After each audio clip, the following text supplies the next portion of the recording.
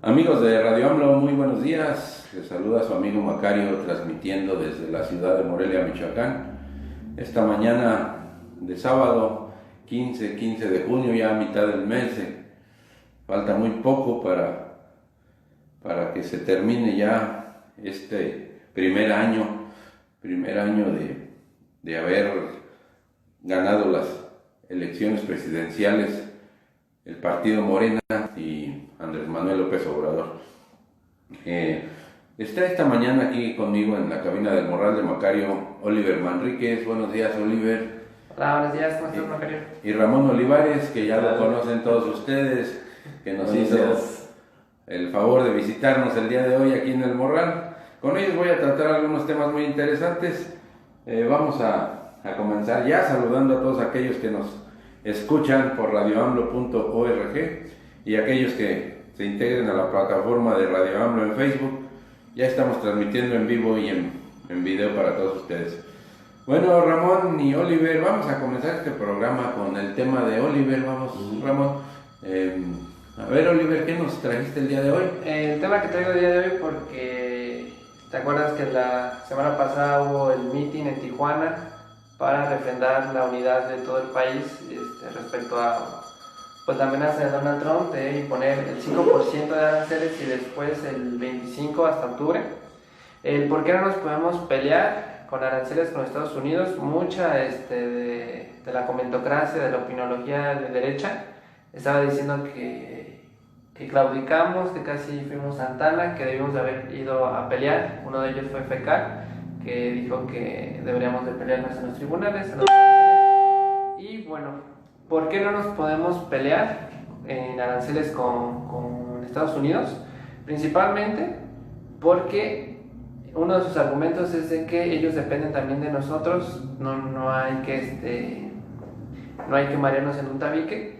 Sí, somos su principal socio comercial en 2019, sí, el 80% de nuestras exportaciones se va para allá y de las importaciones que realizamos, casi el 80% viene de Estados Unidos. No significa que ellos estén en la misma situación que nosotros. Estaban diciendo, y es realidad, que 31 estados de Estados Unidos son principales comerciantes con México. Digamos, de 7 somos el primer destino de sus exportaciones. De 5 somos el tercero, pero de 19 somos el segundo. Entonces, de 31 estados de Estados Unidos, todo lo que ellos exportan casi se viene para acá, para México. Entonces sí hay una gran influencia, pero no nos podemos poner a pelear con aranceles, y ahora es donde vamos a explicar por qué. Imagínate, Macario, que tú tienes $1, ¿no? Y tú quisieras comprarte una torta de acá a México, se la quieres comprar a Ramón. Entonces te va a costar un 25% más de aranceles porque a Donald Trump se le echó la gana, y entonces va a ser $1.25.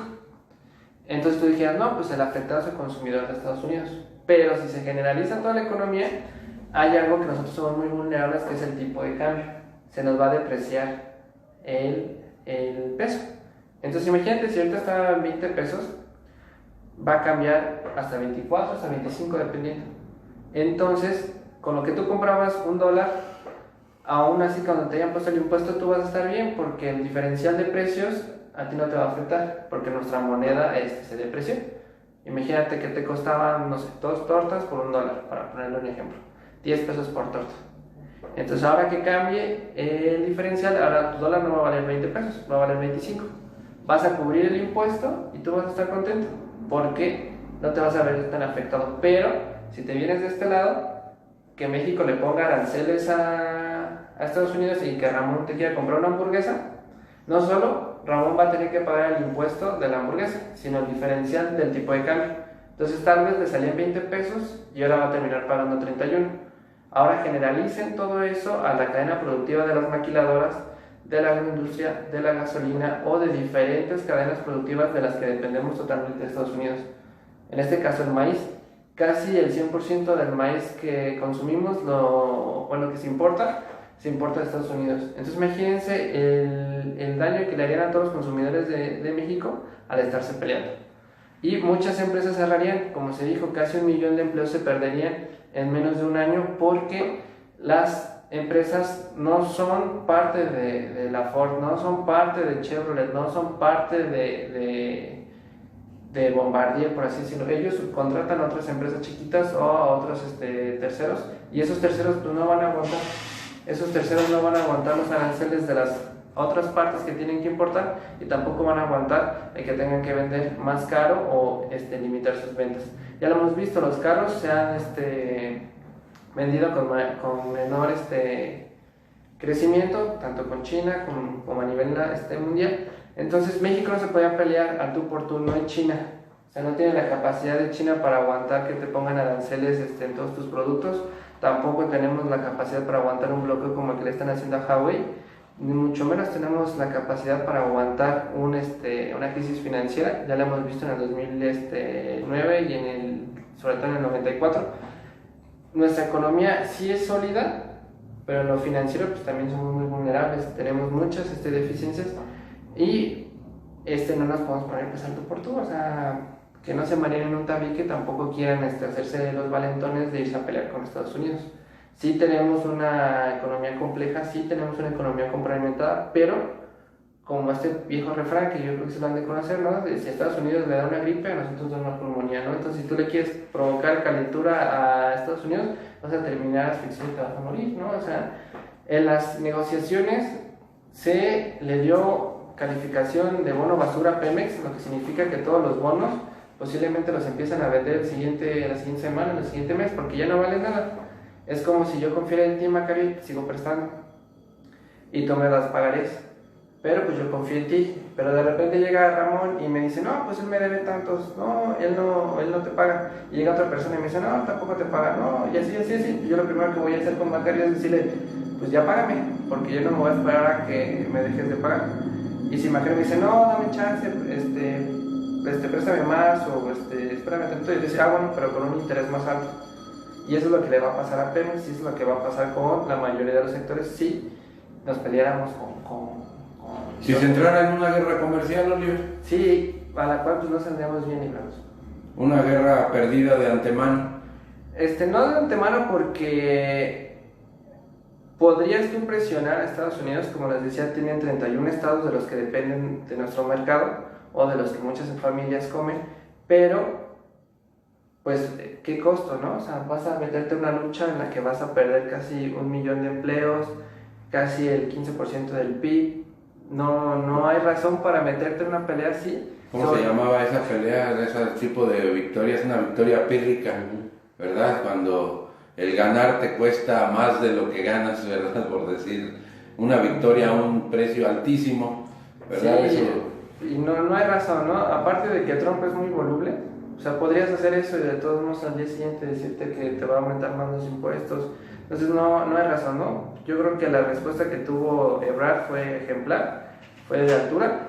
Sí, hay un condicionamiento de 45 días, sí se comprometen a cosas que a la mayoría de la gente no les gustaría, pero también hay que ser sinceros. El gobierno durante más de 30 años, sin meter ya el problema del neoliberal, pues nunca se preocupó por las fronteras. No hay ningún país en el mundo donde no te pregunten a qué vienes, que te pongan en una lista, que te pongan en un expediente, que te chequen, que pases por un control. Aquí, pues, si ustedes iban a Chiapas, si ustedes iban al río, pues ustedes se podían cruzar y podías ir libremente a Guatemala y tú podías pasar por ahí y luego regresabas el mismo día, sin ningún control, sin ninguna autoridad. Incluso con una lanchita que tú improvisabas en la que te cobran o en la que tú puedes cobrarle a alguien más. Y como lo dijeron, es un negocio de 6,000 millones de dólares el traficar personas. No les gusta porque también ya se va a acabar ese tráfico de personas. No hay que olvidarnos, y yo sé que les gusta tener amnesia selectiva a muchos del PRI y del PAN, que muchos de los funcionarios del sistema o del Instituto Nacional Migrante fueron acusados por ser polleros institucionales, entre ellos Medina Mora, que traficaban a las personas. O sea, ellos que eran instituciones les cobraban por llevarlos a Estados Unidos.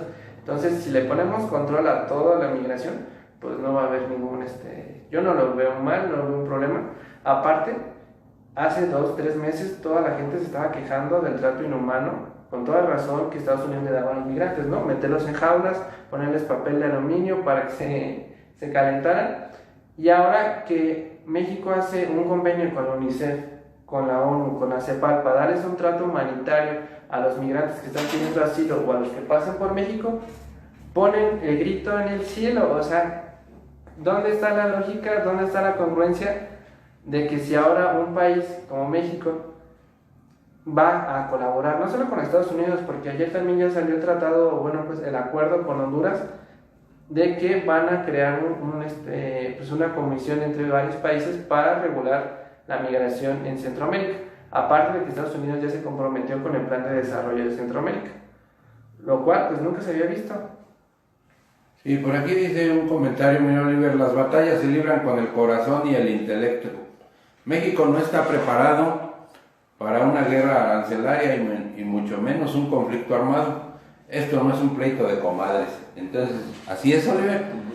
Sí, o sea, no hay que ser como Calderón, que él le gusta golpear el avispero y salirse corriendo y ya nada más ver cuando están los muertos, decir que son daños colaterales y no asumir la responsabilidad, ¿no?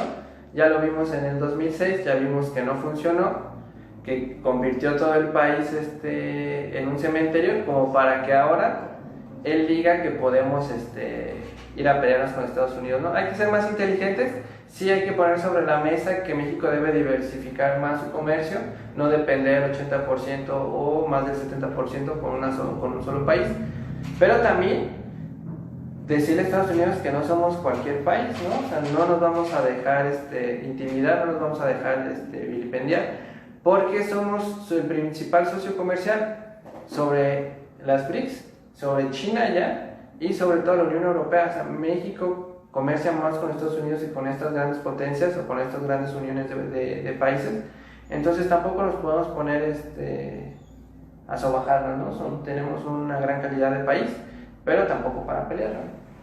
Sí, yo creo, Macario, que es importante lo que comenta Oliver sobre la memoria selectiva que tienen pues los actores políticos y la prensa mexicana, porque en este caso los migrantes se habían convertido pues en un negocio para el crimen organizado y no hay otra salida más que poner control en eso.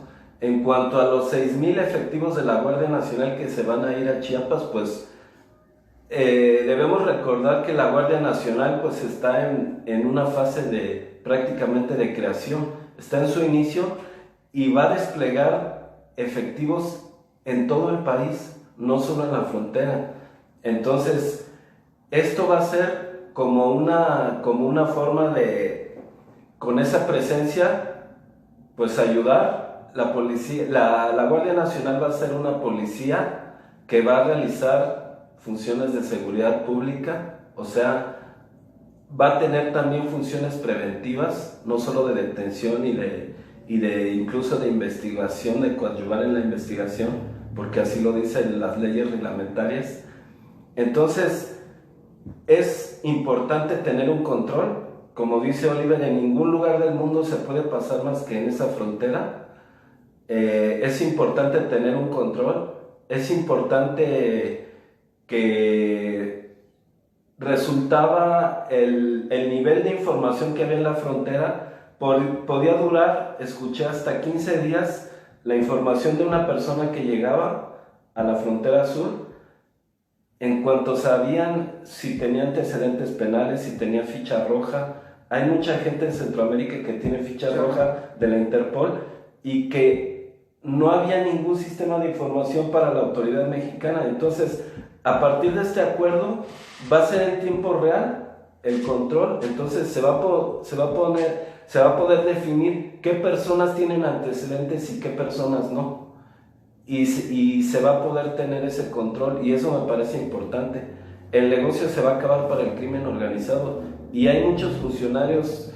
Recordemos que Andrés Manuel no puede cambiar todo el aparato gubernamental, el Estado mexicano es enorme, la burocracia, y hay muchas personas que todavía tienen negocios de ese tipo y que claro no les va a gustar.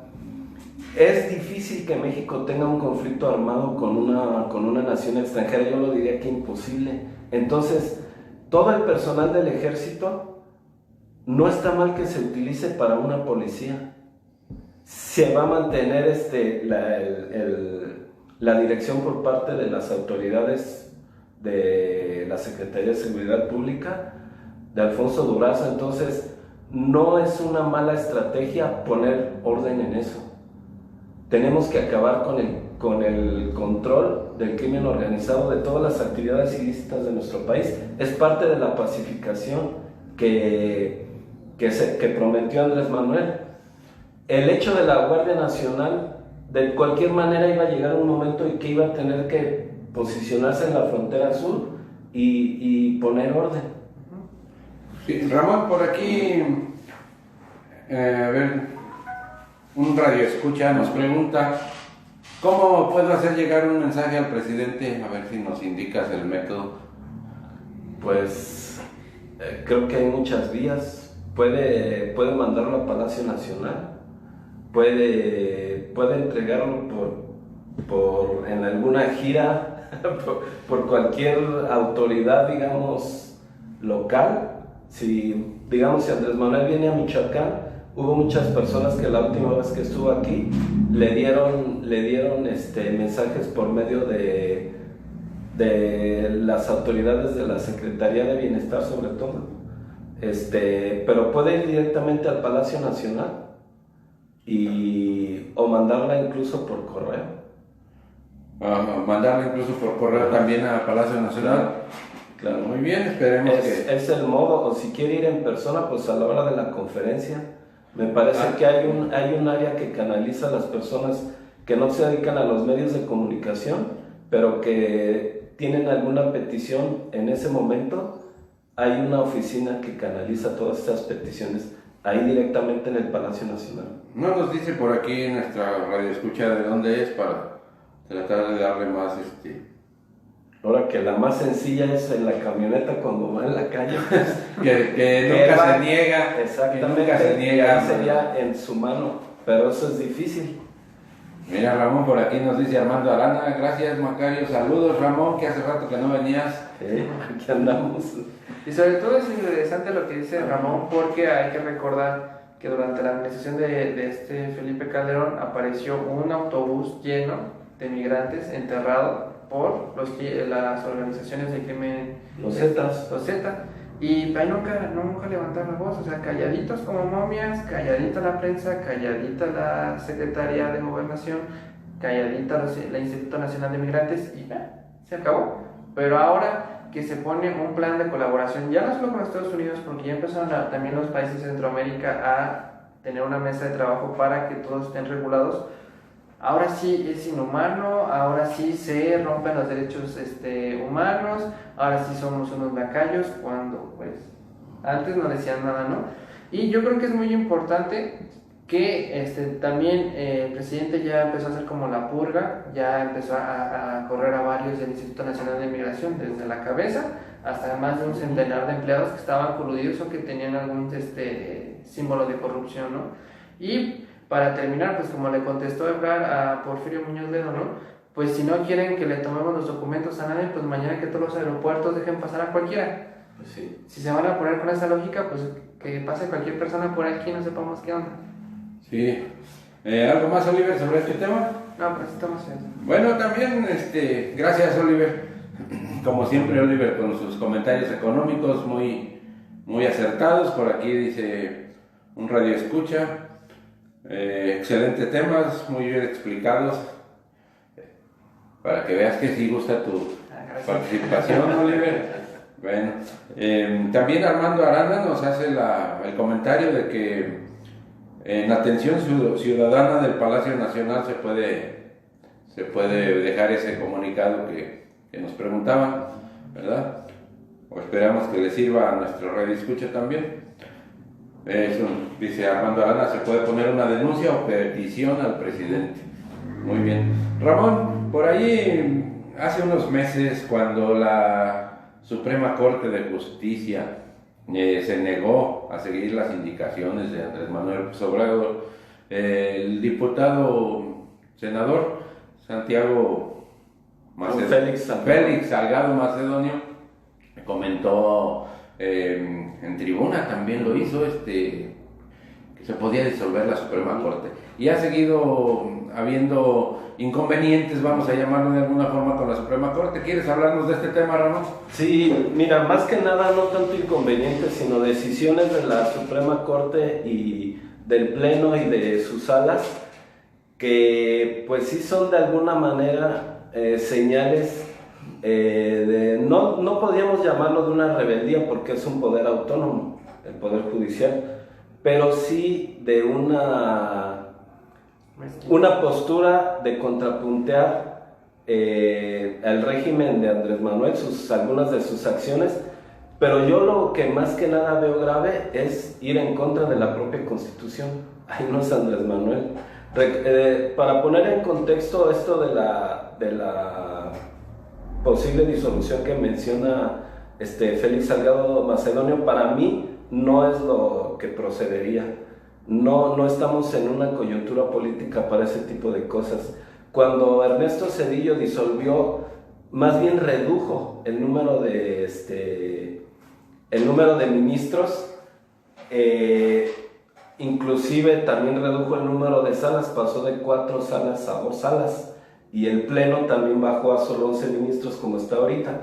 Entonces se redujo, no tanto que se disolvió, sino que se hizo más pequeña. Y más adelante, recordemos que en el año 2006 no fue una obra de Andrés Manuel la reforma constitucional que establece que nadie puede ganar más que el presidente. Fue una reforma que se dio en el sexenio de Felipe Calderón y que entró en vigor, pero ahora sí que, como yo digo, en el derecho mexicano de usos y costumbres, pues nunca se cumplió, y no era algo que no se tenía que obedecer. Ahí está en la ley y se ha ido incumpliendo sistemáticamente. En el caso de la Suprema Corte de Justicia, en uno de los transitorios se estableció cómo se iba a implementar, cómo se iba a aplicar este artículo en el caso de los jueces. ¿Por qué? Porque en el caso de los jueces, tanto federales como estatales, tienen una salvedad, que el artículo 94 y 116 establece que ellos no se les puede reducir su salario, pero esos artículos de la Constitución pues datan desde el 17. Entonces, cuando se presenta una antinomia, que así se llama cuando hay una contradicción de dos leyes, lo que ha dictado la misma Suprema Corte, hay varias formas de resolver esa antinomia. En este caso nunca se ha tratado en la Suprema Corte, porque bueno, ese problema no se ve en la Suprema Corte porque nadie se puede amparar contra la Constitución. Ahora los jueces lo hicieron, pero la forma de resolverlo es que la reforma que vale es la última, o sea, la más reciente. En este caso, la que debe prevalecer es la de que nadie puede ganar más que el presidente, en el artículo 127. Aquí a mí me parece que hubo un error de parte de hay que decirlo, de la Cámara de Diputados. Hubo un error porque en los mismos transitorios de ese artículo 127 se estableció que debía de haber una reglamentaria, lo que nunca se hizo, pero eso no significa que no esté vigente el artículo constitucional. O sea, el hecho de que nadie pueda ganar más que el presidente ha estado vigente desde el 2009 y no se ha obedecido en diversos casos. Ahora con esta resolución de la primera sala de esta semana, que dice que los consejeros del IFT pueden seguir ganando, es como te digo, es como un acto de, a lo mejor, de arrogancia. ¿Cuál es el fundamento que usaron? Bueno, de que hubo una controversia constitucional donde la ley de remuneraciones está suspendida, que entró en vigor. Hubo un amparo por parte precisamente de los jueces y una controversia constitucional de un grupo de senadores panistas, y hubo una suspensión que fue algo inédito, algo que merece juicio político. El ministro que suspendió, porque las leyes no se pueden suspender, pero bueno, lo hicieron por primera vez en la historia, en contra de la ley y de la propia Constitución. Bueno, lo que ya se resolvió una primera controversia constitucional. La segunda le toca a la ministra Moza, de las nuevas que entraron, la última ministra que entró. Ella ya decidió no suspender. En la segunda controversia, ella decidió obedecer la ley y la Constitución y no suspender la ley. Se va a resolver esta segunda controversia. La primera, ¿qué dijo? La primera estableció que la ley tiene un vicio de inconstitucionalidad. ¿Por qué? Porque la ley no definió la forma en que se establece el sueldo del presidente para que sea un parámetro que se pueda obedecer en todos los demás niveles. Entonces, también le da un plazo para que la Cámara de Diputados legisle en ese sentido. Esto va a ser en el siguiente periodo ordinario que empieza en septiembre. A ver, Ramón, comentas que este artículo que prohíbe que alguien gane más del presidente viene desde el sexenio de Calderón. Sí. Y como dices tú, por usos y costumbres o etcétera, no se obedeció, ¿verdad? ¿Hay alguna sanción para Claro, ¿sí? Claro. Puede ser peculado, puede ser peculado quien paga, y hay un delito que se llama confusión, que es cuando tú recibes un sueldo que sabes que no te corresponde. Eso porque pues, es un hecho que todo el mundo sabe que existe ese artículo en la Constitución, nadie puede decir que no sabe. Entonces, el error fue, hubo una propuesta de un diputado federal, de hecho de una diputada, la diputada María Chávez, hizo la propuesta desde el año pasado para eliminar las fracciones de la Constitución que permiten que los jueces no se les pueda bajar su salario. ¿Por qué es importante esto? Porque esa reforma constitucional eliminaría la contradicción que se da solamente en el caso de los jueces y ministros del Poder Judicial Federal y de los poderes judiciales locales. Todos tienen esa protección. Son los únicos que tenían esa salvedad. Los consejeros del IFT no tienen, ellos no son jueces. No hay ningún artículo constitucional que los proteja. Entonces, pues esto esperemos se resuelva en el siguiente periodo legislativo.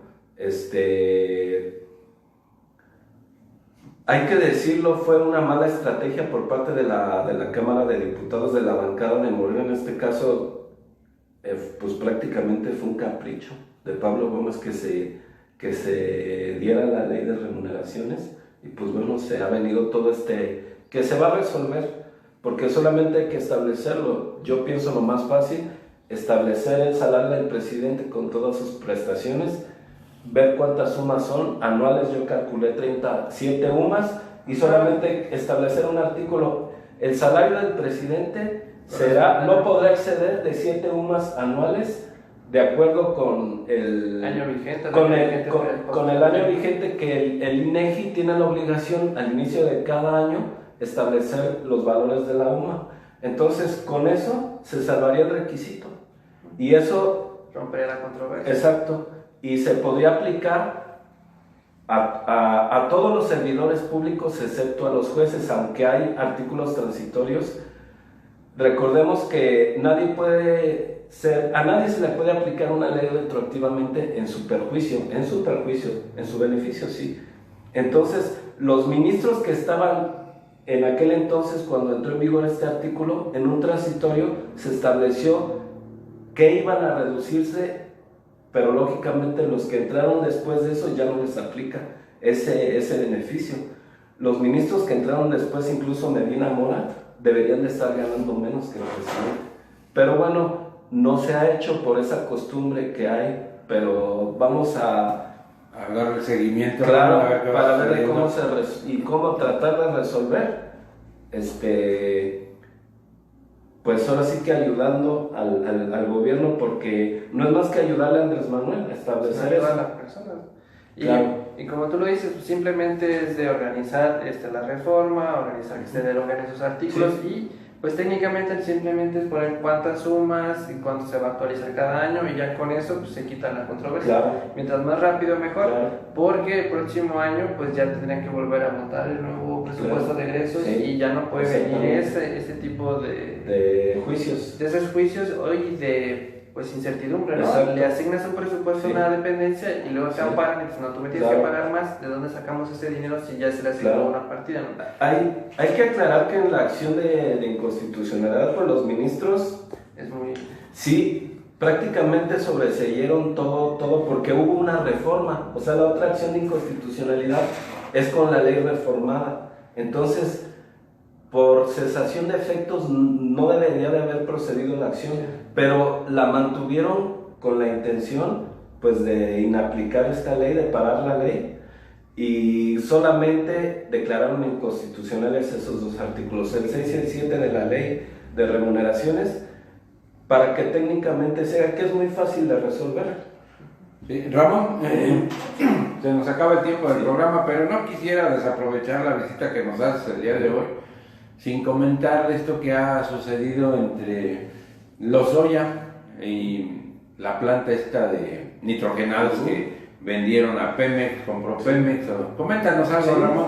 sí, esta planta que vendió Altos Hornos de México y pues en un claro acto de corrupción vendió a Pemex en un total estado inservible en el año 2013, y que ahora han estado, después de que recordemos que cuando inició este asunto el año pasado, el señor Emilio Lozoya dijo que tenía todo para darle en la madre al Estado mexicano, tenía todos los elementos. Entonces ese acto también de arrogancia, pues le parece que le está saliendo caro al señor, porque ya está saliendo a la luz todo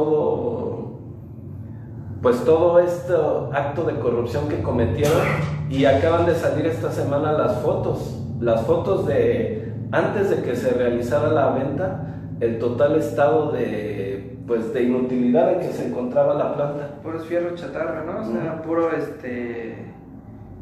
pues puro material inservible, y sobre todo pues que ya no es solo el gobierno mexicano, ¿no? Ya hay una ficha de Interpol, Sí. ya aunque quisiera ya no puede evadir.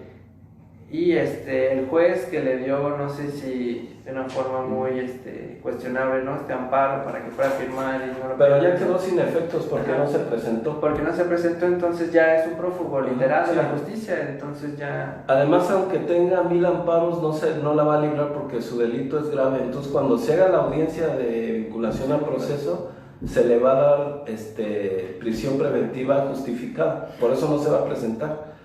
Pero bueno, Macario, ya para otra ocasión. ¿Quién fue que dijo, Ramón, que nada se hacía fuera de los ojos del presidente?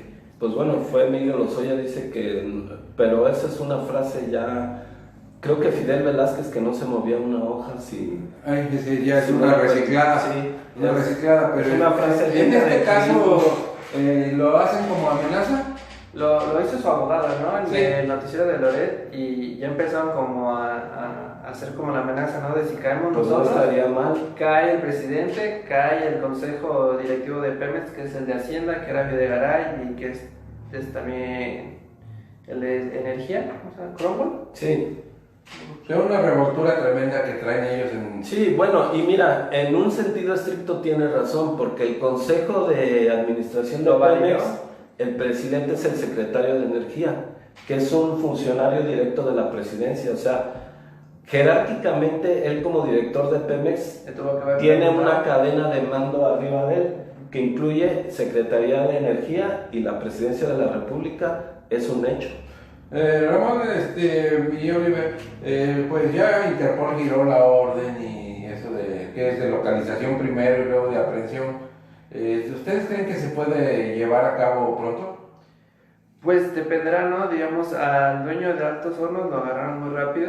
Yo creo que aquí también hubo un pequeño error del secretario de Inteligencia Financiera, tal vez un poco así como de vendetta, tal vez, pues como a él le costó el trabajo, Supuesto. ahora él salió así como en forma de regocijarse de que ya le habían congelado las cuentas, alertando o poniendo en peligro el debido proceso o pues las acciones que estaban llevando, ¿no? Al dueño de Altos Hornos pues lo agarraron porque no se ventiló tanto, pero contra Lozoya pues sí estuvo el vapuleo mediático, ¿no? Entonces tal vez le pudieron haber dado opción de esconderse. Dicen que tal vez está en Alemania, porque pues su familia política está allá, ¿no? Una persona acostumbrada a los lujos y excesos de este tipo de personas no puede esconderse tan fácilmente, ¿verdad? Pero recordemos que, o sea, realmente la corrupción aquí está fuerte, y ve el caso de Karime Macías, que está totalmente localizada y no, o sea, no siento que no es tan complementa. difícil. Sí. Y aquí, como cayó este empresario de Altos Hornos, pues puede ser el chivo expiatorio.